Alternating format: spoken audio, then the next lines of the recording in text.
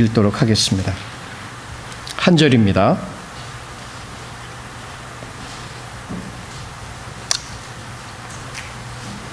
마태복음 7장 6절 말씀 읽겠습니다. 거룩한 것을 개에게 주지 말며 너희 진주를 돼지 앞에 던지지 말라. 저희가 그것을 발로 밟고 돌이켜 너희를 찢어 상할까 염려하라. 예, 우리 잠시 기도하죠. 하나님, 이 말씀 저희가 읽었습니다. 이 말씀을 통해서 주님은 오늘도 우리에게 지혜를 주실 것을 믿고 감사를 드립니다. 저희의 마음을 열을 수 있도록 주의 성령이 이 음성을 사용할 수 있도록 역사하여 주옵시며 주의 백성들이, 주의 교회가 말씀을 깨달으면 깨달을수록 주 앞으로 더욱더 가까이 가며 그 은혜를 누리며 생명력 있게 살아갈 수 있는 그 은혜를 이 말씀을 통하여 우리에게 허락하여 주옵소서. 예수님의 이름으로 기도합니다. 아멘.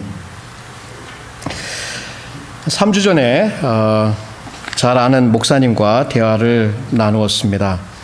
한국에 있었던 일인데요. 그 주변 목사님이 가르치시는 그 학교에서 얼마 떨어지지 않은 곳에 큰 교회가 있었습니다. 한 8,000명 정도가 모이는 대형 교회에 속하는 그런 교회였습니다. 그런데 이 교회가 현재는 200명으로 이렇게 갈라져서 200명 정도만 남았다고 하는 안타까운 이야기를 해 주셨습니다. 그 이유가 무엇일까? 대화의 내용 중에 한국에 신천지라고 하는 이단들이 있어서 이 이단들이 저희와 같은 이렇게 교인으로 가장을 해서 그 교회에 들어갑니다. 굉장히 열심을 품고 신앙생활을 합니다. 그래서 사람들의 인정함을 받은 후에는 그때부터 이제 전략대로 일을 합니다. 담임 목회자를 마구 험담을 하고 깎아내립니다. 교회에 있는 불평할 수 있는 모든 것들을 찾아내서 불평거리로 사람들의 마음을 격동시켜서 함께 불평하도록 이끌어 버립니다. 그 후에 일부의 무리를 데리고 나가서 성경 공부를 시켜주며 신천지 교회로 이끌어가는, 혹은 그렇게 끌어가지 못하면 기존 교회들을 박살을 내버리는 이 일들이 사회적으로 혹은 교계에서 굉장히 큰 문제를 만들었습니다. 이것은 단순히 하나의 예이긴 하지만 많은 교회들이 피해를 보았고, 이미 아틀란타나 LA 쪽에도 이러한 이단들이 들어와서 굉장한 피해를 주고 있다는 사실을 들었습니다. 질문을 해봅니다. 8,000명이 모일 수 있는 교회, 하나님의 말씀이 선포되고 복음이 선포되고 그리스도를 믿는 고백들이 있는 이 무리들이 모였을 때에 어떻게 그렇게, 혹은 제가 좀 너무 이렇게 교만한 말인지 모르는, 쉽게 200명으로 무너져 내릴 수 있을까? 그 안에는 그들의 정체를 볼 수 있는 사람들이 아무도 없었단 말인가? 그들의 꼬임과 그들의 그릇된 가르침에 어떻게 쉽게 그렇게 주저앉고 현혹되어서 넘어갈 수밖에 없었는가라는 질문을 던져보게 됩니다. 여러분, 이러한 사례를 들을 때 우리가 꼭 마음에 던져야 할 그것이 있다면 영적으로 분별을 하고 있느냐는 얘기예요. 제가 강단에서 여러분에게 말씀을 전하고 있습니다. 혹시 목사가 하나님의 말씀에 충실하게 전하고 있는가? 혹시 교회 주변 인물들이 여러분에게 말을 전해줄 때에 그 말이 하나님의 말씀에 합한가 아닌가를 분별할 수 있는 그 실력이 우리 모두에게 있느냐는 얘기예요.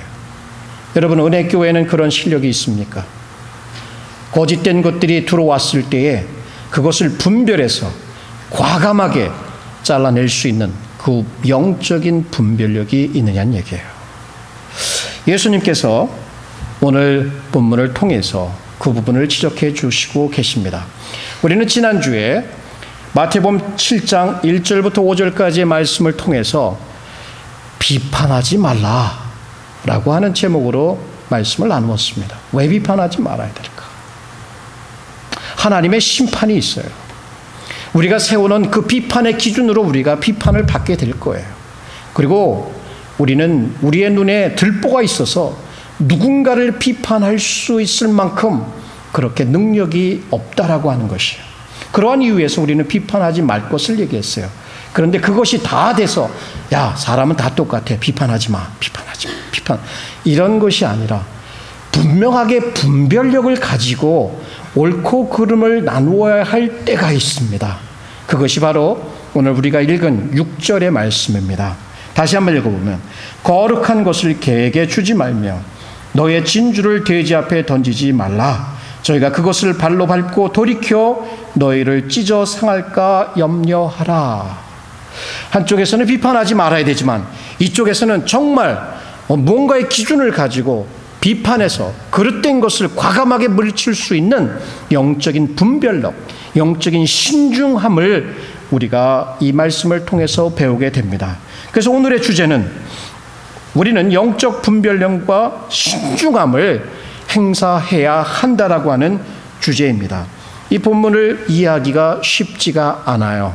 이것은 마치 잠언서에 나오는 한 절 말씀과 같이 있기 때문에 여기에는 해석적인 이슈들이 세 가지가 인볼브가 됩니다. 자, 그 세 가지가 오늘 설교의 아웃라인이 될 겁니다. 세 부분을 통해서 우리는 해석적인 이 부분을 먼저 결정을 하고 난 다음에 적용을 그 부분 각 부분마다 살펴보도록 하겠습니다. 첫 번째 부분은 이것입니다. 구원의 귀중한 복음의 가치라고 하는 그 타이틀인데요. 여러분, 우리가 먼저 이해해야 될 부분이 뭐냐면 이 말씀 가운데 거룩한 것 혹은 너희 진주 이 두 가지가 나와 있습니다. 거룩한 것은 무엇이고 진주는 도대체 무엇이냐라고 하는 부분이에요. 어떤 분들은 초대 이제 교부들 시대에는 이것을 이 성찬식으로 해석을 했어요. 그래서 성찬에 아무나 참여하게 하지 말아라. 개와 같고 돼지와 같은 사람이 예수 그리스도의 그 거룩한 상에 나오는 것을 막는 구절로서 이 구절을 해석을 했습니다. 근데 그것은 맞지 않는 것 같아요. 이 문맥에는 맞지가 않습니다. 그렇다면 우리가 관심이 있어 하는 이 두 가지 단어, 거룩하다, 진주다, 이것이 성경에서 어떻게 쓰였는지를 우리가 살펴보면 해답을 얻을 수가 있습니다. 이 거룩하다라고 하는 것은 주로 하나님의 이 성품을 얘기할 때 혹은 성령을 일컬을 때 굉장히 많은 경우에 쓰이고 있습니다. 그런데 하나님의 거룩, 그 거룩한 것, 거룩한 성령이 이 부분의 문맥에 맞느냐? 그것도 아닌 것 같아요. 그래서 거룩한 그 단어만을 가지고는 이 부분을 이해하기에 부족함이 있기에 또 다른 반대 부분이 있습니다. 이것을 보통 성경의 평행구문이라고 하는데 전반부에서는 거룩한 것이라고 했지만 그 뒷부분에서는 뭐라 그랬어요? 그것을 진주라고 하는 표현을 쓰게 됩니다. 여러분, 진주는 성경에 여러 번 나오게 되는데 이 진주, 가장 여러분이 이해할 수 있는 진주는 뭐냐면 천국에 가게 되면 그 천국에 예루살렘 성이 있게 되는데 그 큰 성에 문이 12개가 있습니다. 그 12개 문 자체, 거대한 문이 이 pearly gate, 진주로 만들어진 게이트입니다. 그래서 그 진주가 그런 의미로 쓰였나? 천국을 상징하는 걸까? 이렇게도 해석하는 사람이 있습니다. 그것도 문맥에서 조금 벗어난 것 같습니다. 그러면 제일 이해하기 쉬운 것은 마태 기자가 이 진주를 마태복음에서 사용하고 있는가 보니까 마태복음 13장에 예수님께서 천국에 대해서 천국, 그러니까 하나님의 나라, 하나님의 통치가 이루어지는 곳, the kingdom of God, kingdom of heaven을 얘기하면서 이 진주를 얘기를 하고 있습니다.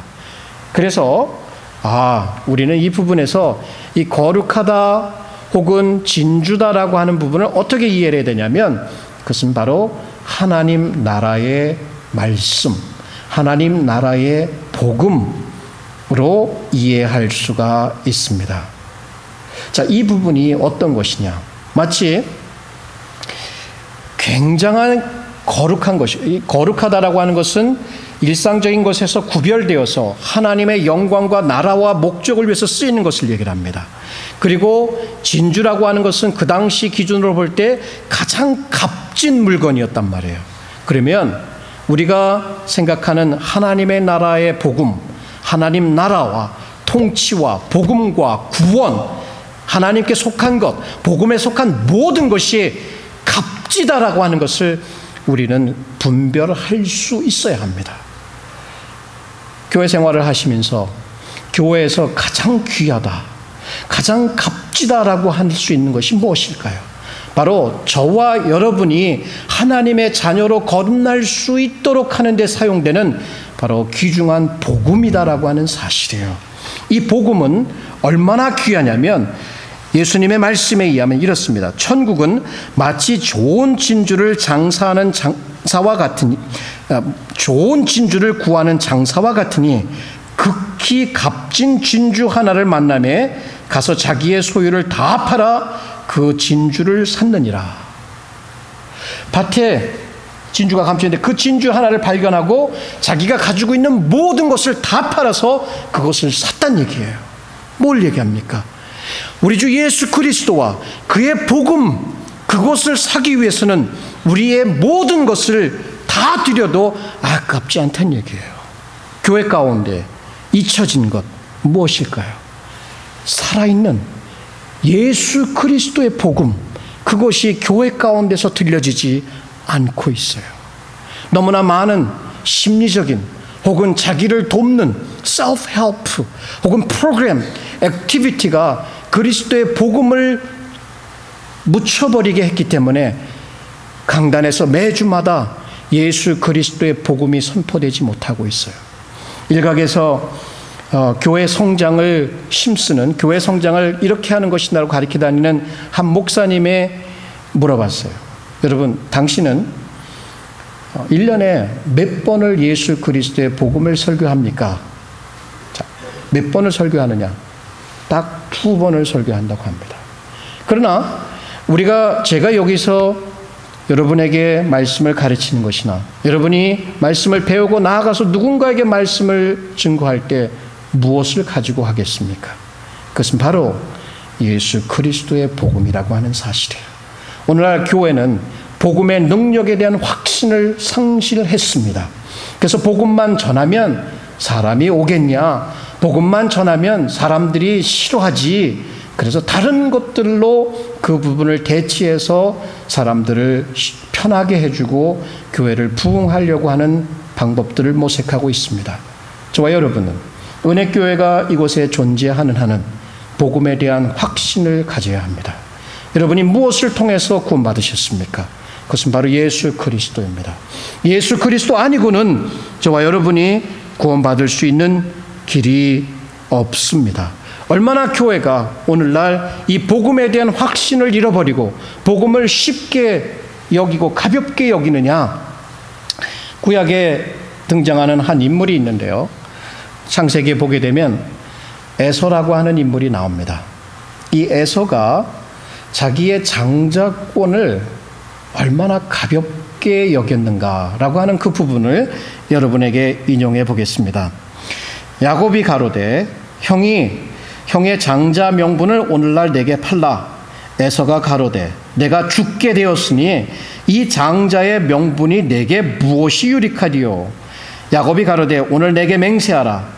에서가 맹세하고 장자의 명분을 야곱에게 판지라. 야곱이 떡과 팥죽을 에서에게 주매 에서가 먹으며 마시고 일어나서 갔으니 에서가 장자의 명분을 경홀히 여김과 같더라.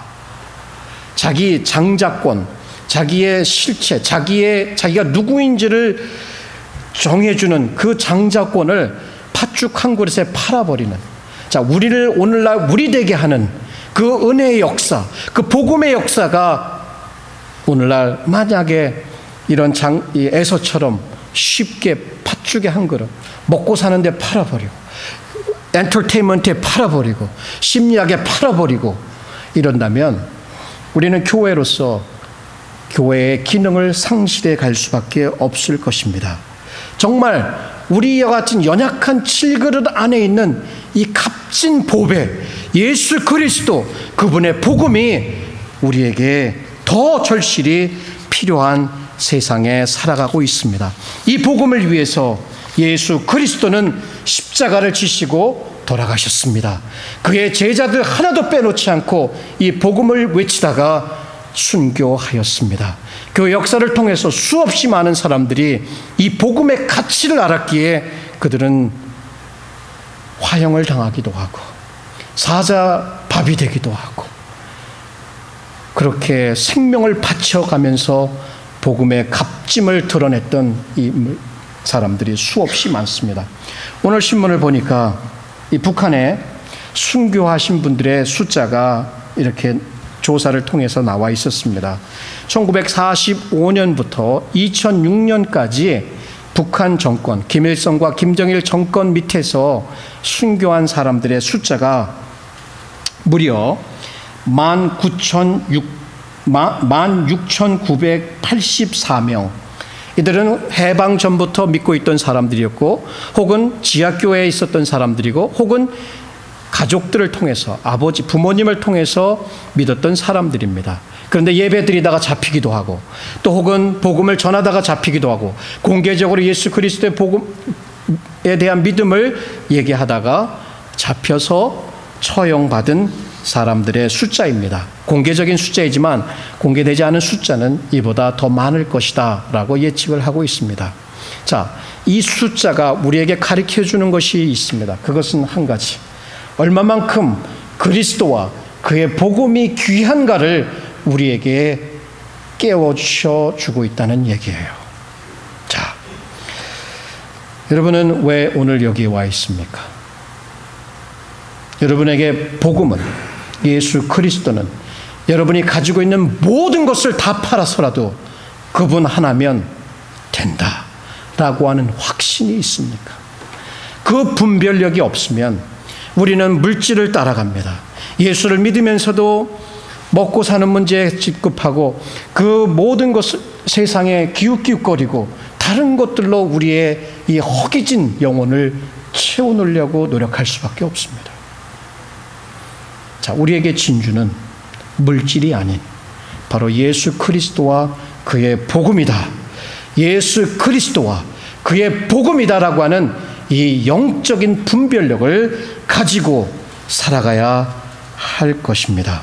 이 확신을 가진 사람들에게 있어서는 정말 다른 어떤 것보다도 이 값진 것을 나누고자 하는 그 자연스러운 욕구가 마음으로부터 생기게 됩니다.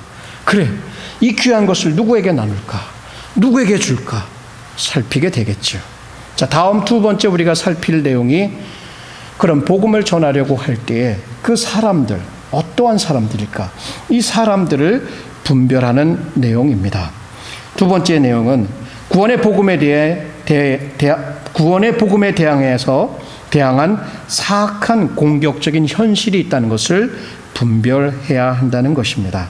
두 번째 해석적인 문제. 첫 번째는 우리가 거룩한 것과 진주라고 하는 부분이 바로 그리스도와 그의 복음이다라고 얘기를 했다면 두 번째 우리에게 들어오는 부분은 뭐냐면 개라고 하는 부분 혹은 돼지라고 하는 이 부분이 도대체 누구를 지칭하느냐를 생각해 보아야 합니다. 여러분 애완견 기르십니까? 애완견. 오늘날 우리가 생각하는 너무 하얗고 복실복실하고 털이 이쁜 집에 나갔다 오면 막 달려와서 안기는 그런 귀여운 개 상상하지 마십시오. 여기에 나온 개는 그런 개가 아닙니다. 애완 돼지 이런 이뻐가지고 꼬리 살랑살랑 흔들면서 여러분 앞에 와갖고 안기는 그런 애완 돼지가 아닙니다.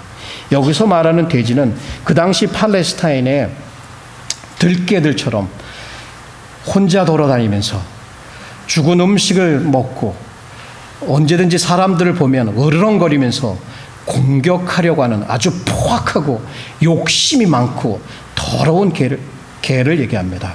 돼지도 마찬가지죠. 돼지를 생각할 때 구약에서도 마찬가지고 신약 성경에도 마찬가지로 더러움의 상징물로서 이 돼지가 쓰이고 있습니다. 자, 그러면 돼지다, 개다라고 하는 분은 더럽고 포악하고 욕심이 많고 아주 언제든지 공격하려고 하는 이러한 유의 사람들, 복음이 있는데, 이 값진 것이 있는데 너무나 귀해서 그것을 주니까 그것을 마구 짓밟아대며 그 준 사람을 공격하고 찌르려고 하는 이런 포악한 사람들, 그러한 사람들을 여기서 얘기를 하고 있는 것입니다.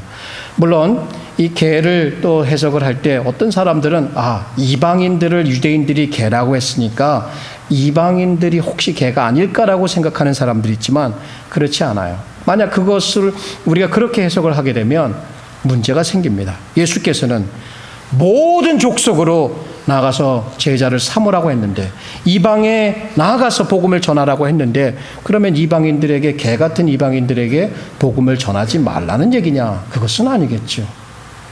특별히 이 개나 돼지는 성경에서 어떠한 유의 사람들에게 적용이 되냐면 이 거짓 가르침을 가지고 들어오는 사람들, 욕심이 많고 포악해서 은근히 교회 안으로 거짓된 가르침을 가지고 오는 교사들, 이단들을 얘기할 때 이 부분이 쓰입니다.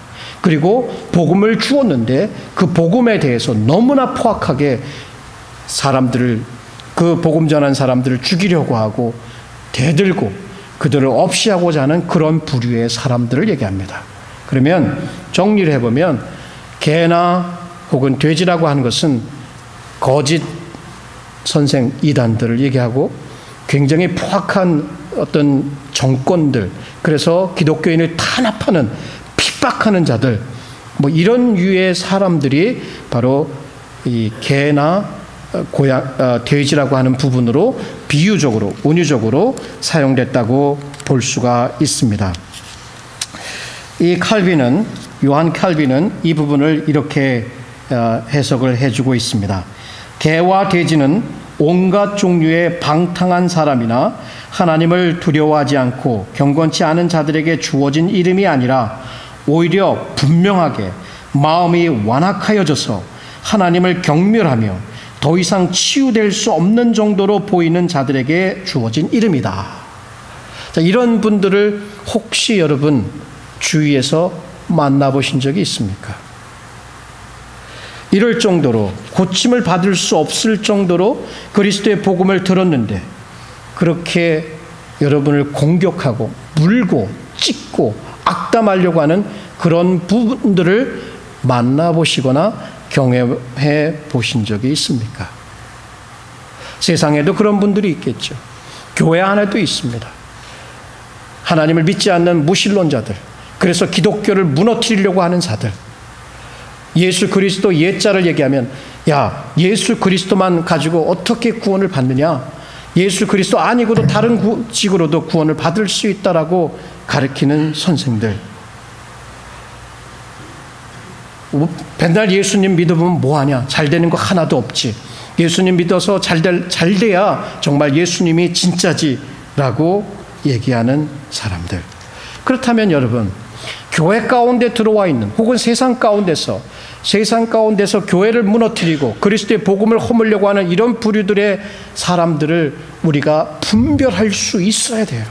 어떤 사람이 이런 사람들이냐, 그들의 가르침을 들어볼 때에 분명하게 분별할 수 있어야 됩니다. 신천지처럼 와가지고 14만 4천 명에 들어가려면 신천지의 일원이 돼야 됩니다. 천국에 가려면 그것 들어와야 됩니다.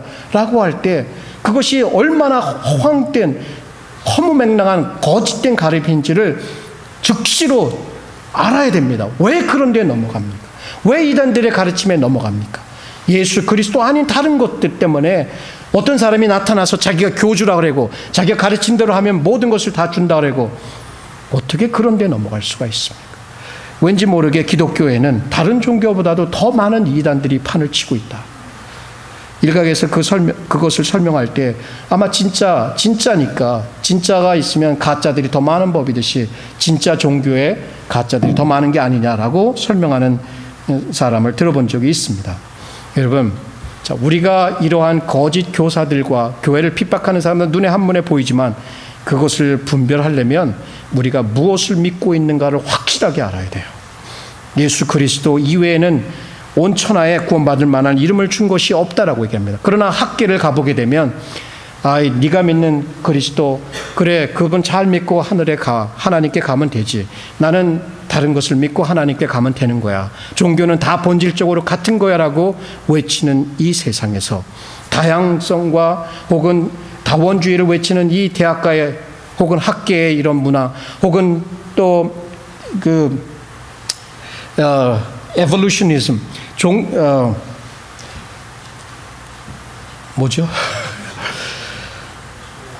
진화론을 외치는 이런 학계 사람들, 여러분, 이러한 가운데 있을 때 분명하게 우리가 무엇을 믿고 있는가? 오직 믿음으로만, 오직 은혜로만, 오직 그리스도로만 구원받는다고 하는 이 부분에 있어서 여러분 움직이시면 안 됩니다. 우리가 행위를 통해서, 우리의 의를 통해서 하나님께 갈 수 있다라고 외치는 그 어떤 종교도 바른 종교일 수는 없는 것입니다. 오로지 예수 그리스도께서 십자가에 못 박혀 돌아가시고 그분의 그 사랑과 그분의 그 공로로만이 우리가 하나님 앞에 나아갈 수 있다라고 하는 이 진리를 우리는 분명하게 확신하며 붙들고 있어야 합니다. 그렇지 못하면 부지불식간에 이 사람이 너무 친절해, 거기는 정말 사람들을 인정해주고 알아줘, 따라가지 마십시오. 따라가지 마십시오. 그렇게 해서 신천지에 빠지고, 그렇게 해서 문선명에게 빠지고, 그렇게 해서 각 종교의 잘못된 그릇 때문에 빠져서 자기의 영혼과 자기의 가족들이 찢어지고 얼마나 큰 상처가 되는지 모릅니다. 예수 그리스도의 죽음과 예수 그리스도의 부활과 예수 그리스도의 재림에 대해서 다른 얘기를 하시면 따라가지 마십시오. 예수 그리스도의 속죄 원리에 대해서 그릇된 것을 말하면 따라가지 마십시오. 예수 그리스도께서 참 하나님이시며 참 인간이심을 믿어야 하는데 그것이 아닌 다른 것을 얘기하면 따라가지 마십시오. 인간은 죄인이다라고 하는 사실을 부인하면 따라가지 마십시오. 여러분, 우리에게 거짓된 가르침들이 너무나 많이 교회 안에 들어와 있습니다. 아마 저도 부지불식간에 잘못해서 그런 말을 할 수도 있을 것입니다. 그러나 분명하게 우리는 잘못된 가르침을 가지고 들어와서 교회를 가르고 교회를 핍박하고 사람들을 물어뜯는 이러한 무리들에 대해서 분명하게 인식할 수 있어요. 그들을 분별할 수 있는 그 능력을 우리는 키워야 합니다. 자, 그렇다면 우리가 믿고 있는 것의 그 가치를 우리가 분별하고 우리가 이 좋은 것을 전하려고 하는 사람들의 모든 사람이 다 양처럼 우리의 말씀을 받아들일 거라고 하는 착각을 하지 말고 그 중에는 정확하게 그리스도의 복음을 회파하고 교회를 회파하고 그리스도를 기독교인을 핍박하는 사람들이 있다는 그 현실을 우리가 분별을 하면 세 번째는 이러한 질문이 던져집니다. 그러면 어떻게 하면 이렇게 포악하게 공격하는 사람들을 다루어야 할까? 세 번째입니다. 복음을 공격하는 자들에게서 지혜롭게 물러나라. 지혜롭게 물러나라. 본문 말씀을 다시 한번 읽어보면 거룩한 것을 개에게 주지 말며 너의 진주를 돼지 앞에 던지지 말라. 저희가 그것을 발로 밟고 돌이켜 너희를 찢어 상할까 염려하라. 자, 우리 말은 그렇게 번역을 했지만요, 영어나 헬라어를 보게 되면 그 번역보다는 이런 귀중한 것을 주지 말아라. 뭐뭐 하지 않기 위해서 부정적인 그 네거티브 퍼포스가 뒤에 따라오고 있는 것입니다. 그래서 우리가 피해야 할 것이 있습니다. 분별하지 못해서 그런 사람들을 대항해갖고 그 사람들과 싸워가면서까지 억지로 복음이 좋으니까 먹어 하고 꾸겨 넣어서라도 그들에게 하려고 하는 것은 지혜롭지 못하다라고 하는 얘기예요.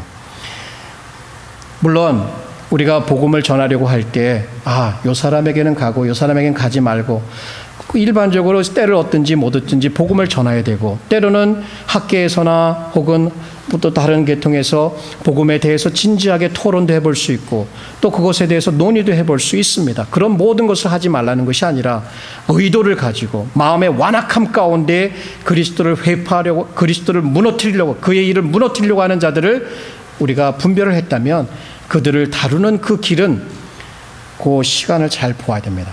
장소도 보아야 되고, 그리고 방법도 보아서 물러날 때 물러나야 되고, 말할 때 말아야 되고, 그 입을 다물어야 될 때 다물 수 있는 그 지혜가 우리에게 필요합니다. 사도 바울이 그랬고 예수님도 그랬습니다. 예수님께서 천국 복음을 전하시며 다닐 때에 고향 사람들은 그를 어떻게 했어요? 배척했어요.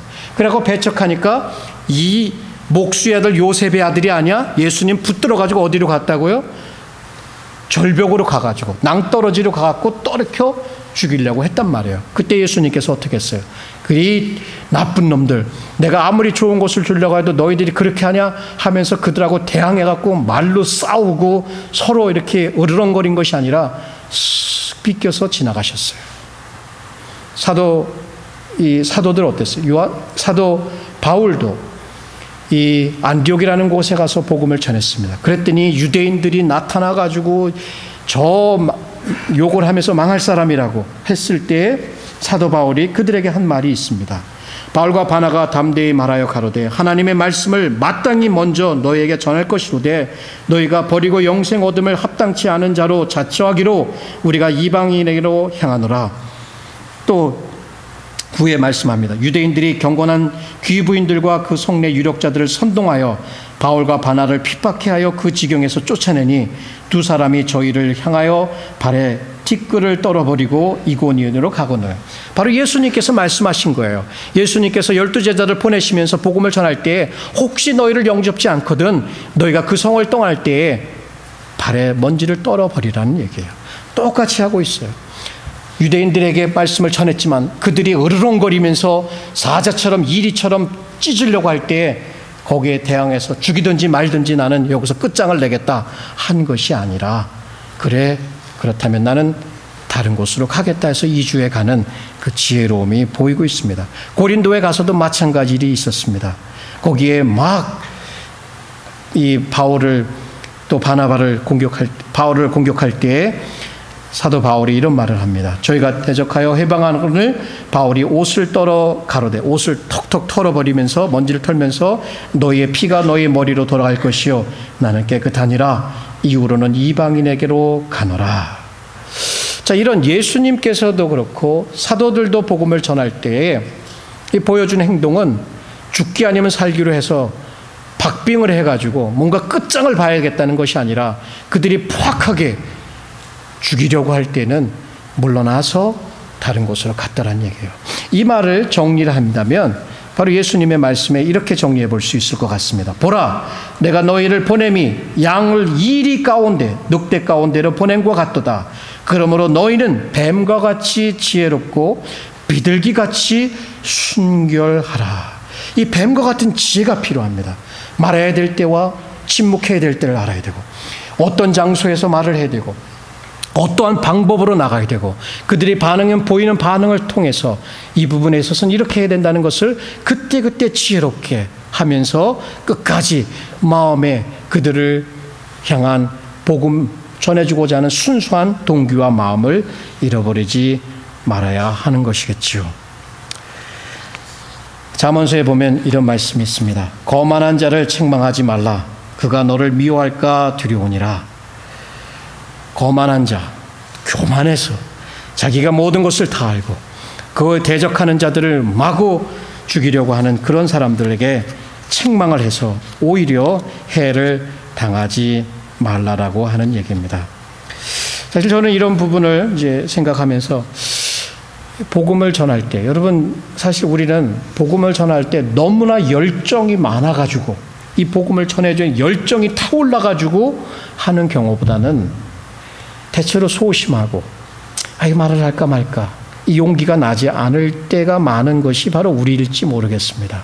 너무나 큰 열정이 있다면 그래서 가는 곳마다 끝장을 내려고 한다면 이 사람은 지혜를 얻어서 바르게 분별해서 그 방법도 조절을 해야 될 것을 배워야 되겠지만 저희와 같은 경우 소심하기 때문에 잘 하지 못하기 때문에 오히려 용기를 얻어서 복음을 전해 볼 필요가 있습니다. 그러나 그때 보이는 반응에 우리는 적절하게 지혜롭게 대처할 것이 필요하다는 것을 생각해 보게 됩니다. 전에 제가 예수님을 믿고 나서 가족들에게 전도할 때 저희 누님도 해보고 형님도 해보고 그 각각의 반응이 달라요. 근데 저희 아버지에게 복음을 전했을 때 아버지가 보인 반응은 가장 이렇게 분노하는 반응이었어요. 다른 분들은 그래 너 잘 믿고 또 나도 한번 생각해 볼게 이렇게 나오는 경우도 있었지만 저희 아버지는 예수님 꼭 믿어야 된다고 제가 막 강력하게 하니까 아버지가 하는 얘기가 예수쟁이 돼갖고 네가 그렇게 아픈 거야 하면서 너 그렇게 하려면 당장 교회도 나가지 말고 교회 계속 나가려면 집에서 나가! 막 이렇게 그냥 그러시더라고요. 그래서 나는 속으로 아버지에게 가장 좋은 거를 준다고 생각하고 사랑해서 이런 말을 하는데 아버지는 내 마음도 모르고 굉장히 좀 서글프고 눈물도 나고 그랬는데 그래갖고 아버지를 대항해서 싸웠어요. 아버지 그러시면 되냐고 막 소리를 같이 했더니 제가 참 실수를 했구나라는 걸 생각해 봅니다. 근데 아버지는 더 분노했고 아주 분노를 했습니다.